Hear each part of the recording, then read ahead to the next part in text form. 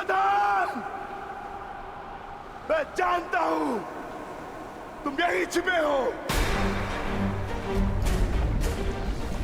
बाहर निकलो कायर और युद्ध करो मुझसे। सुन रहे हो ना कायर? सामने आओ। क्या इस प्रकार मेरा सामना करोगे? बाहर निकलो और बंद करो मुझसे।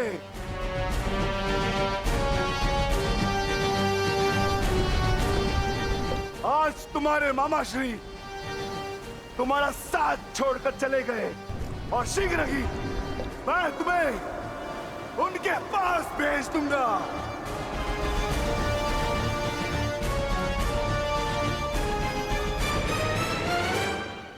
अरे वज्र का शरीर लेकर भी भयभीत हो दुर्योधन। महारथी कर्ण को अपना मित्र कहते हैं ना, किंतु आज यदि कर्ण तुम्हें इस दिशा में देख लेते तो उन्हें भान हो जाता कि उनका मित्र एक शूरवीर योद्धा नहीं, बस एक कायर है। और उन्हें लज्जा है कि उस क्षण पर जिस क्षण उन्होंने तुम्हारा साथ देने का निर्णय किया।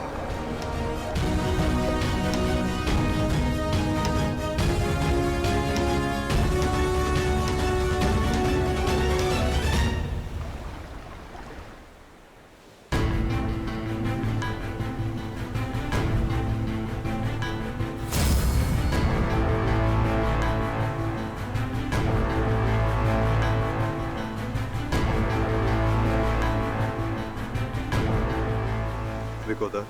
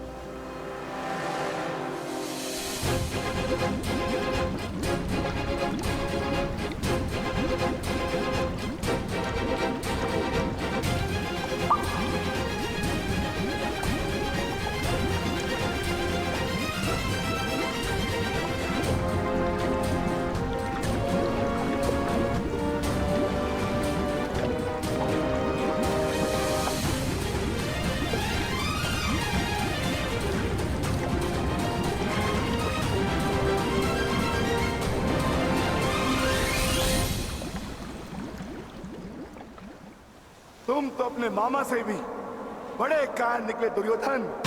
विश्वास नहीं होता कि तुम वही दुर्योधन हो जिसे ज्येष्ठ कर्ण हस्तिनापुर का महाराज बनाना चाहते थे। मेरा चयन बिल्कुल ठीक था।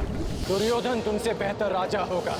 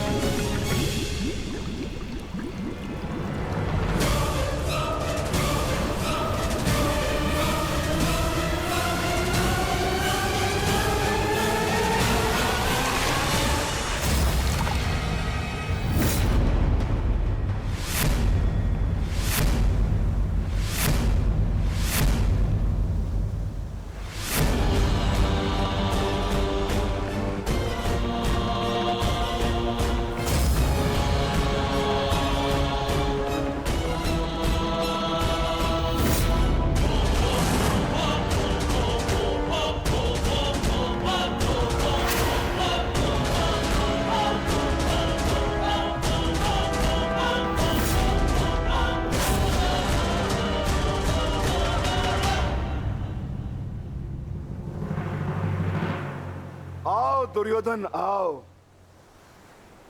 स्वागत है तुम्हारा। एक क्षण के लिए ऐसा लगा कि तुम इसी भांति सदैव छिपे रहोगे। मुझे तुमसे छिपने की आवश्यकता नहीं है भीम, क्योंकि मेरा शरीर वज्र का है। स्मरण है ना, कुछ समय पूर्व क्या दुर्दशा की थी मैंने तुम्हारी? स्मरण है?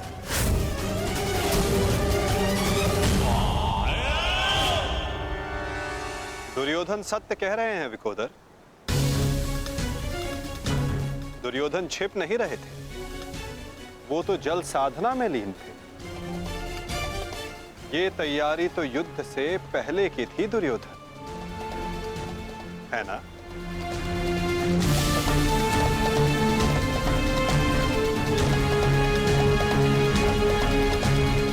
अद्भुत। एक बार फिर तुमने मुझे चौंका दिया। हाँ, मैं जल साधना कर रहा था,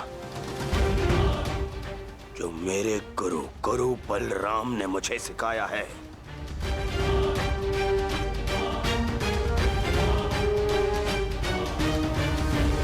आशा करता हूं कि मुझे विलंब ना हुआ हो।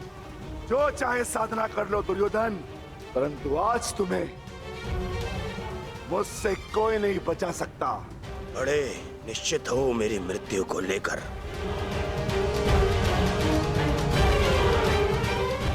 आज क्या कोई नया छल लाए हो मेरे लिए?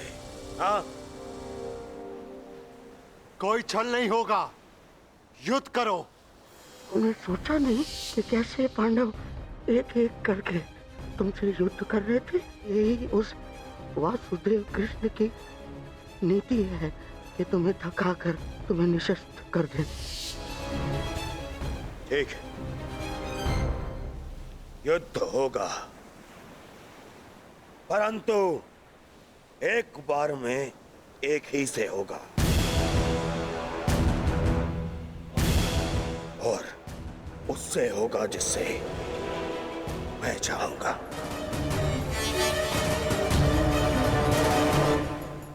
स्वीकार है।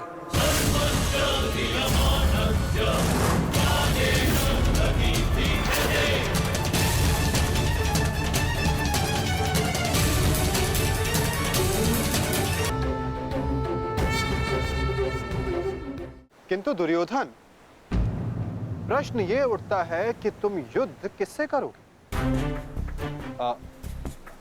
नकुल सहदेव से?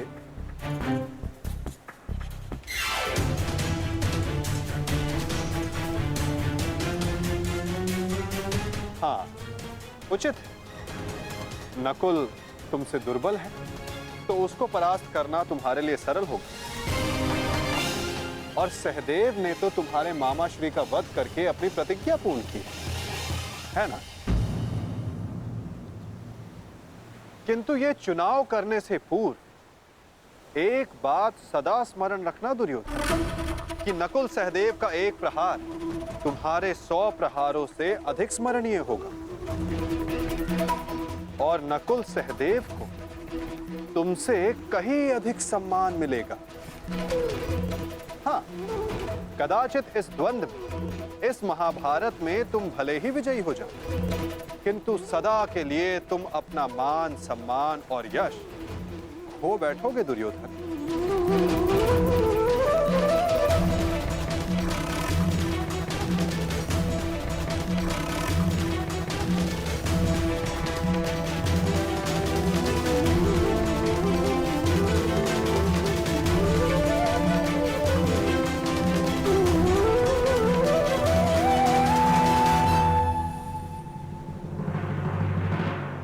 या तुम अर्जुन का चुनाव करोगे, जिसने तुम्हारे मित्र का वध किया। किंतु फिर प्रश्न ये उठता है कि तुम धनुर्युद्ध चुनते हो या गदा युद्ध। यदि तुमने धनुर्युद्ध चुना, तो तुम अर्जुन के समक्ष क्षण भर के लिए नहीं टिक पाओगे।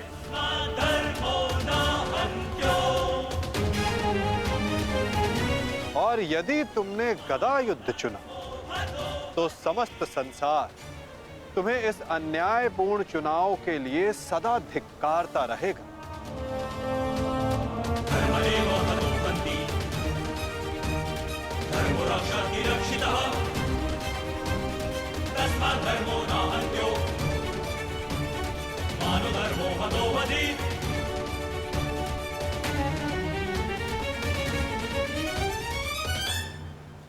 हाँ, युधिष्ठिर को द्वंद्व के लिए ललकारना ये अवश्य बुद्धिमानी हो, क्योंकि यदि राजा को मारोगे तो सेना तो स्वयं परास्त हो जाएगी।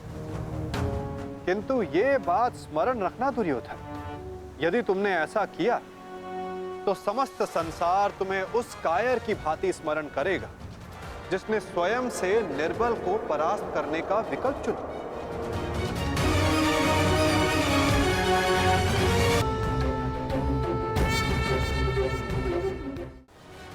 अब चुनाव तुम्हारा है दुर्योधन।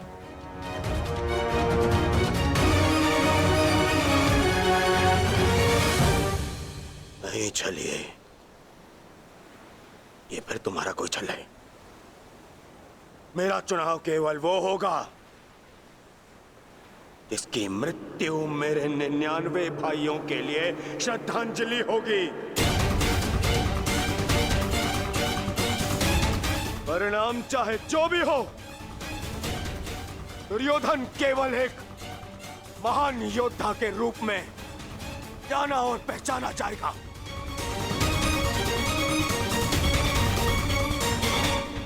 मैं दुर्योधन द्वंद्व के लिए भीम को चुनता हूं।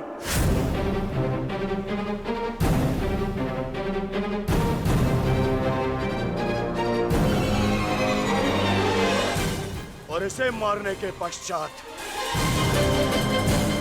मैं एक एक करके बाकी चारों भाइयों को मारूंगा। ये मेरा वचन है।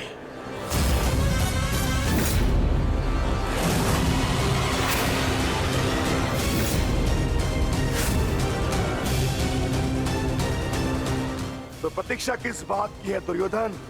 अब समय ही बताएगा कि तुम मुझे मारकर अपने 99 भाइयों को श्रद्धांजलि दोगे या मैं तुम्हें उनके पास पहुंचा दूंगा।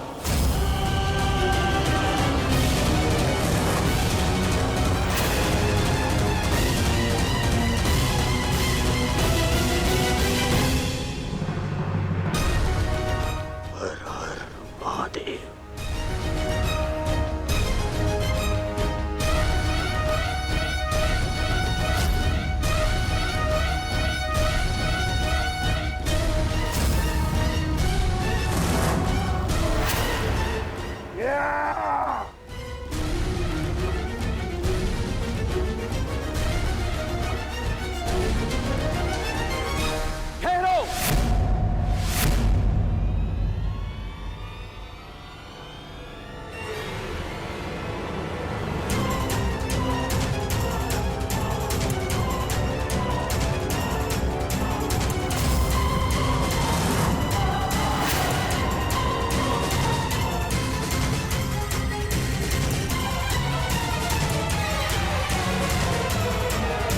माता कुंती को वचन दिया था कि उनके 5 पुत्र जीवित रहेंगे। क्या तुम उनके वचन को झूठा हो जाने दोगे? हाँ? उत्तर दो भीम, कैसे परास्त करोगे दुर्योधन को? जोड़ पर से प्रत्येक वस्तु दुर्बल होती है धर्मराज।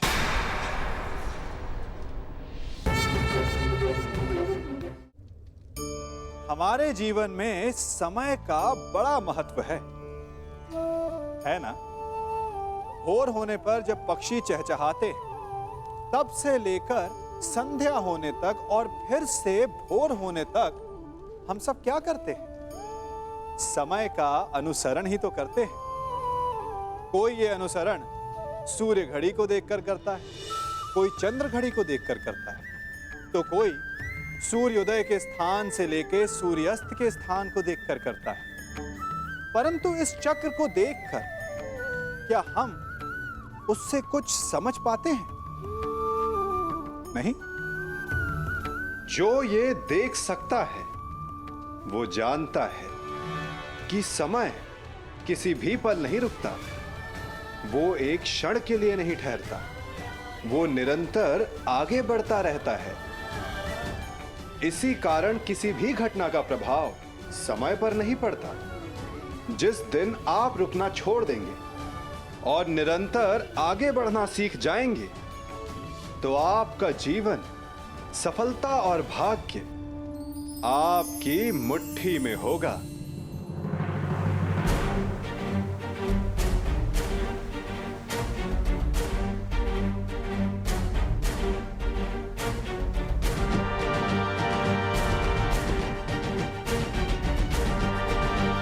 प्रणिपात दाऊ।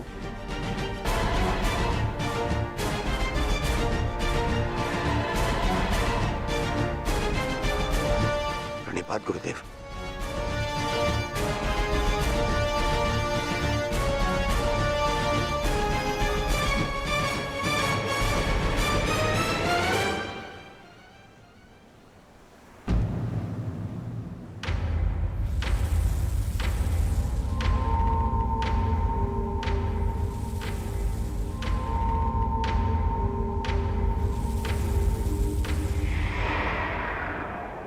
अक्षणी सेना का विनाश हो चुका है कान्हा। आर्यव्रत के सभी महारथी काल के गाल में समा चुके हैं। अब और कितनी आहुति दी जाएगी इस युद्ध में कान्हा? उत्तर दो। बंद करो ये विनाश, बंद करो ये महाभारत अब।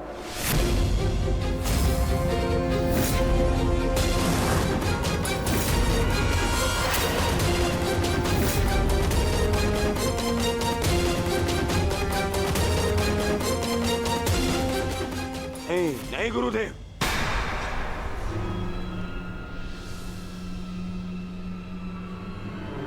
मैं इतना कुछ खो चुका हूं कि अब जब तक मेरा प्रतिशोध पूर्ण ना हो जाए ये युद्ध समाप्त नहीं हो सकता।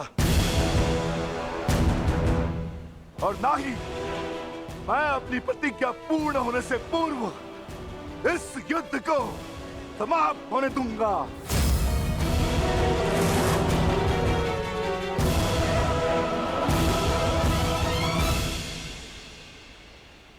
तुमने जो प्रतिज्ञा दुर्योधन के लिए ली है, अब उसका पूर्ण होना असंभव है।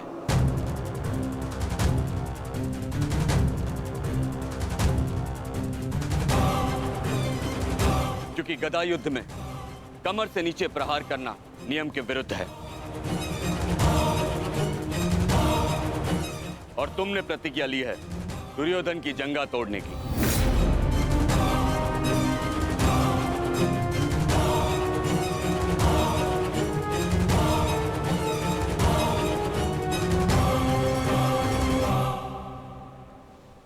कैसी अनीति दाऊ। महामहिम भीष्म के बाणों की शैया पर जाने के पश्चात इस युद्ध में कोई नीति शेष नहीं रही दाऊ। और फिर आपने तो स्वयं को इस युद्ध से विमुख रखा था ना। आप इस युद्ध में भाग नहीं ले सकते दाऊ।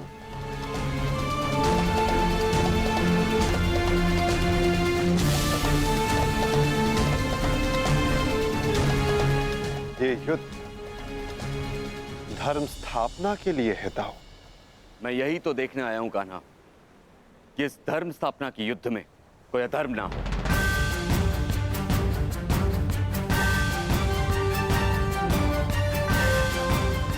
निश्चित रूप से मैं इस युद्ध में सम्मिलित नहीं होऊंगा, परंतु शरणागत की पुकार सुनना मेरा धर्म है।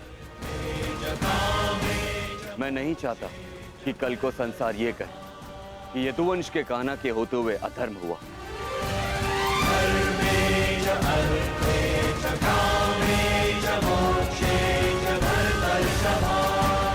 यदि ये दोनों युद्ध करना चाहते हैं तो करें।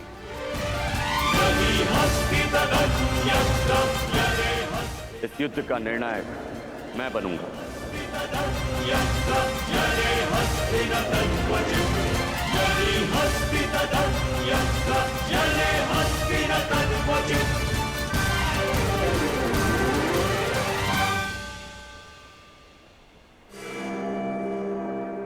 और स्मरण रहे, जिसने भी इस युद्ध में नियमों का उल्लंघन करके विजय पाई, उसे मैं स्वयं अपने हल से समाप्त कर दूंगा।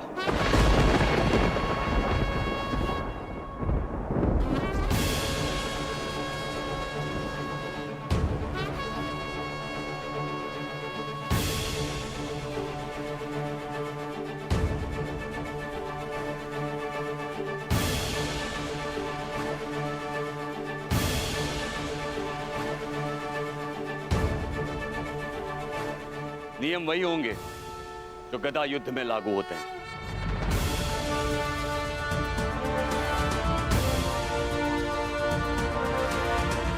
और युद्ध में कोई भी योद्धाओं के मध्य नहीं आ सकेगा।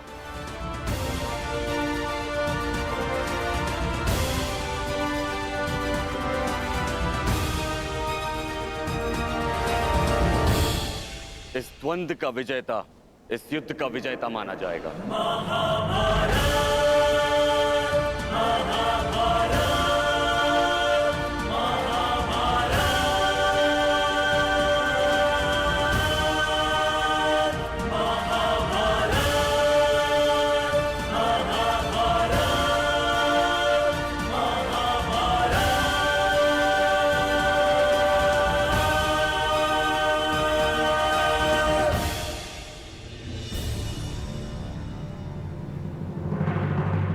अब धर्म स्थापना का भार तुम्हारे कंधों पर है विकोदर।